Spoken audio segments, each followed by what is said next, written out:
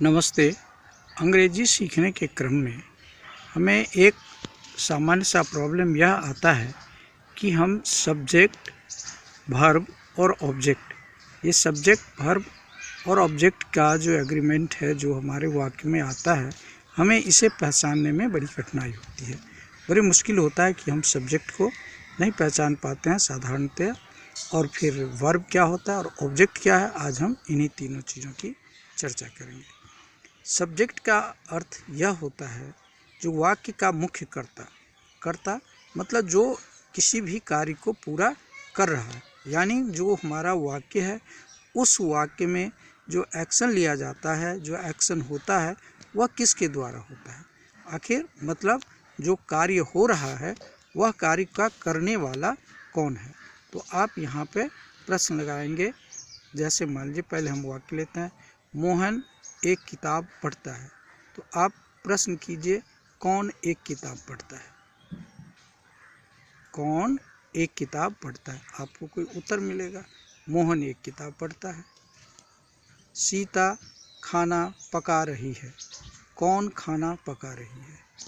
Answer मिलता है सीता खाना पका रही, मतलब खाना पकाने का जो कार्य है उसको सीता कर रही है, तो इसलिए सीता यहाँ पे सब्जेक्ट हो गया। और वर्ब जो है वह एक्शन वर्ड होता है। एक्शन वर्ड कहने का मतलब जिससे यह पता चलता है कि कोई सा कार्य जो हो रहा है वह कार्य आखिर क्या है, कार्य का स्वरूप क्या है, कौन सा कार्य हो रहा है।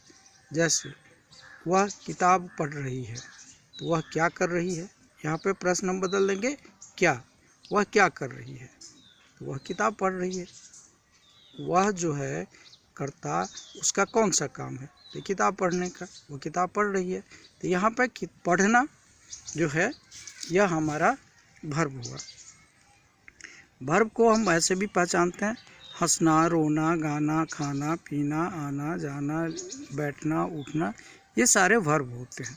नॉर्मल इसमें ना लगा होता है और इससे किसी न किसी कार्य का होना या करना समझा जाता है। तो मुझे लगता है जो आप वर्ब को समझ सकते हैं। हाँ, ना लगा रहने का मतलब जैसे नाना और पटना, ये वर्ब नहीं है, यह नाम है, नाउन है। चलिए आगे बढ़ते हैं। तीसरा होता है ऑब्जेक्ट। ऑब्जेक्ट का अर्थ यह होता है कि किसी भी कार्य को करने पर जो फल, रिजल्ट जिस चीज़ पे आता है। जैसे मोहन फल खाता है, तो मोहन क्या खाता है, मोहन फल खाता है। तो यहाँ जो फल आंसर है, माने फल पर खाने का एक्शन हो रहा है। वह किताब पढ़ रहा है, तो वह जो पढ़ रहा है उसका एक्शन कहाँ दिख रहा है, किताब पे।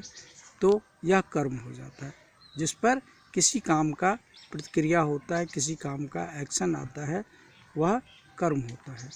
तो इस प्रकार से हम सब्जेक्ट, वर्ब और ऑब्जेक्ट को समझते हैं।